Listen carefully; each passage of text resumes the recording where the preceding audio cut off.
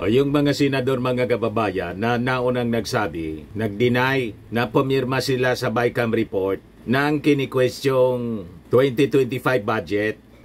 Ngayon, naglitawan po yung pirma. Sabi natin, talagang nothing concealed which shall not be revealed, or hidden which shall not be made known. Deny kayo ng deny. Pero, kasama pala kayo sa pumirma. Lalo na po si Bongo, si Senator Bongo. Ha? Di daw siya pumirma. Ito yung pirma niya. Kaya sabi dito sa balita ng People's Tonight, kaninong pirma to? Yan po yung report ng People's Tonight ngayon. Oh. Ano ang nauna, review o pirma? Sabi rito sa kwento, mga kababayan, sa ulat ng pahayagang EDS Davao noong Enero 26, 2025, iginiit ni Senator Christopher Lawrence Bongo na hindi niya pinirmahan ang kontrobersyal na Bicameral Conference Committee report tungkol sa panukalang 2025 national budget dahil pinag-aralan pa muna niya ang mga nilalaman nito. I am currently still reviewing the BICAM report, and so far, I found a few provisions that I have strong reservations about, particularly on the reported removal of the proposed budget for PhilHealth. I will manifest my findings later during its ratification in the Senate plenary, sabi ni Bongo sa kanyang statement.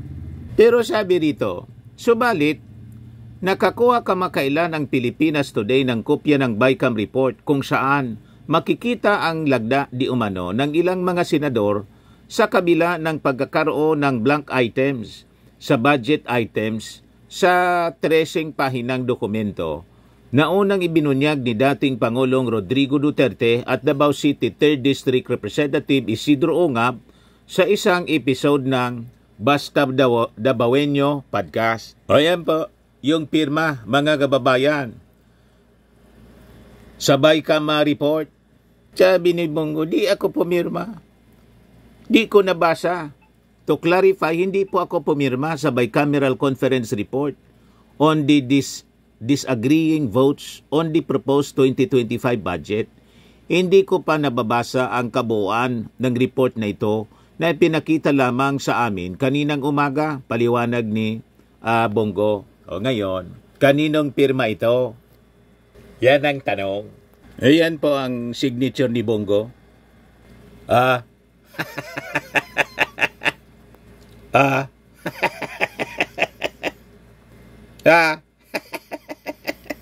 Deny kayo ng deny? Yan ang tanong ngayon ng People's Tonight. Tanong ng ating mga mamamayang Filipino na din. Kaninong pirma? Yan ang problema, mga kababayan, ng ang intensyon lang po. Mamulitika. Yung kampo ng mga Duterte, mga kababayan, lalo na mismo si Digong, siraan yung ating Pangulong Bongbong Marcos. At ginagamit nila, mga kababayan, itong budget, 2025 budget na gustong i-declare nila sa petisyon na final ni Ongab tapos ni Vic Rodriguez na unconstitutional. Isabi natin, mga kababayan, nothing concealed which shall not be revealed or hidden which shall not be made known. Kaya yung ating Pangulong Bongbong Marcos po, sabi po niya, tinanong niya yung ating Solicitor General. We are on a solid footing. Very confident po. Hindi sila papaboran. Although sinabi ng ating Pangulong Bongbong Marcos, nang tanungin siya kung ano yung contingency plan, wala niya. We will shut down everything. Ang basa natin, yun, sa inis na lang ng ating Pangulong Bongbong Marcos kasi ayaw siyang tantanan nitong mga Duterte. Kasi atat na iluklok si Sara. Gustong i-destabilize mga kababayan. Ang administrasyong Marcos, hindi makapaghintay. O ngayon, ito pa po, pati pala si pumirma, si Senator Joel Villanueva. Pero at least si Joel Villanueva nagsabi na never heard niya daw of any blank BICAM report. Pumirma din siya. Yan sabi dito. Base sa ulat ng Philippine Daily Inquirer na may pitsang Enero 21, isa rin di umano si Senator Joel Villanueva sa mga senador na unang tudong tanggi na lumagda sa kontrobersyal na bicameral conference report tungkol sa panukalang 2025 national budget na mayroong blank items sa dokumento. Sabi ni Villanueva, I have not seen any. To my knowledge, there are none. Nakakot si Villanueva sa PDI report. So sabi ng senador, it's hard anya to believe that it's blank because it would not tally. And at the same time, that law cannot be passed with blanks. That's my perspective, sabi po niya. Pero at least, mga kababayan, si Villanueva nagsabi na walang blankong items. Pero yung hindi siya pumirma pala. Baka, anya Mr. Maravilla, sa dami ng mga dokumentong pinapipirmahan sa senador, hindi na niya na-recognize kung ano yung pinipirmahan. Approve without thinking. Pero imposible naman po, napaka-importante itong dokumento. National budget ito, mga kababayan. Alangan hindi niya binasa. Di ba? So, yan mga kababayan ang problema. Nang salita ng salita, daldal ng daldal na hindi mo na nire-review kung ano yung sinasabi, kung ano yung issue. Ayan tuloy, nabubuking mga kababayan. Yes, sabi dito, subalit nakakuha ang Pilipinas Today ng kopya ng BICAM report kung saan makikita ang lagda di umano ng ilang mga senador sa kabila ng pagkakaroon ng blank items sa budget items sa 13 pahinang dokumento na unang ibinuking ni dating Pangulong Rodrigo Duterte at Davao City 3rd District Representative Isidro Ongab. Yan o, never heard pero pumirma.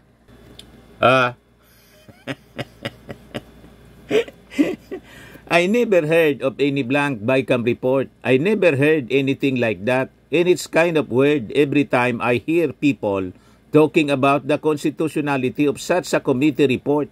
Because when you question the constitutionality of such a measure, it's the law itself, not the report, sinabi ni Senator Joel Villanueva. In part, tama naman yung sinasabi niya. Parehas ng sinabi ni Chis Escudero. Sabi ni Chis Escudero, first time niya pag halimbawa nangyari na ang BICAM report i-declare ng Supreme Court na ang constitutional kasi ang dinideclare niya dapat batas. Yung GAA, sa GAA niya wala man blanco doon. Paano niya magka-blanco doon? Sabi ni Chis Escudero, pero si Chis Escudero pala kasama din sa pumirma. Yan 2025 budget BICAM report. Kaninong pirma ito?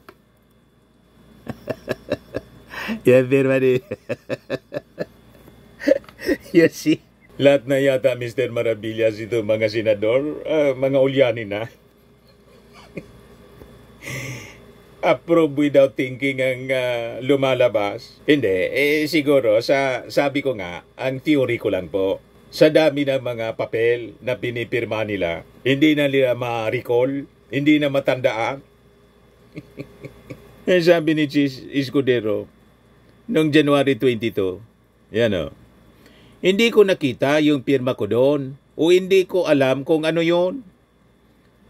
Sabi dito, spotted sa isang dokumento ng BICAM Report 2025 National Budget na pumirma si Senate President Chis Escudero. Sabi dito sa report ng People's Tonight, sino ang biglang kambyo? Paiba-iba mga kababayan yung mga sinasabi. Masisira kayo sa ganyan. Sana, before kayong kukomento, kahit na halimbawa ang boss interview, wag mo nang magsalita, ipa-review mo na para sigurado pag nagpa-press con, hindi nakakalito. At siyempre, masisira yung credibility ninyo, yung pagkatao ninyo. Mali-mali yung mga statement. But anyway, pabor pa rin mga kababayan si Chis Escudero. At dinideclare niya, sinasabi niya mga kababayan, walang blanco niya. Hindi niya ako pumirma sa blank item sa GAA report. Ito yung report ng Daily Tribune. Ito, January 23. Pero sabi ni Escudero, only laws anya can be declared unconstitutional and illegal.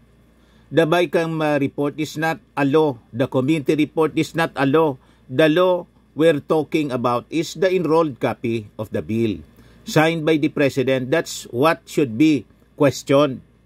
So paliwanag ni Escudero that a substitute committee report can still be amended as it is not yet final.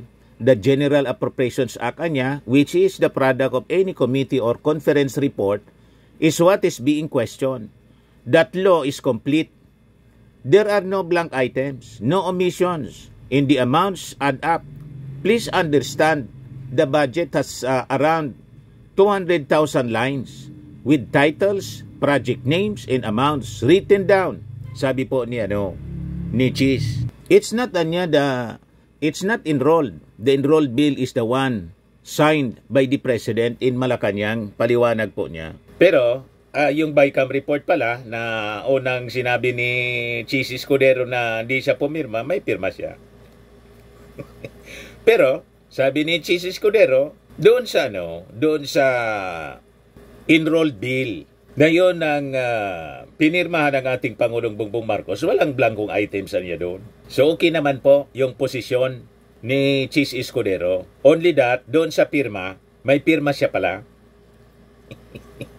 Ayan sa Baykam report. Yun ang pagkakamali ng kanyang statement. Anyway, confident po ang ating Pangulong Bongbong Marcos na papaboran ang ating gobyerno, ang administrasyon dito sa budget. Pag hindi pinaboran, shutdown. Sabi ng ating Pangulo, di sarado pati Supreme Court. Kaya confident po yung ating Pangulo kasi pati Supreme Court po, shutdown. Wala silang budget para doon sa mga panibago nilang projects na dapat punduhan. Papayag bang ganon yung Supreme Court? Yan sabi ng ating Pangulo. Sinabihan na niya ako ng Solicitor General. Kinausap ko niya. We are in a solid footing.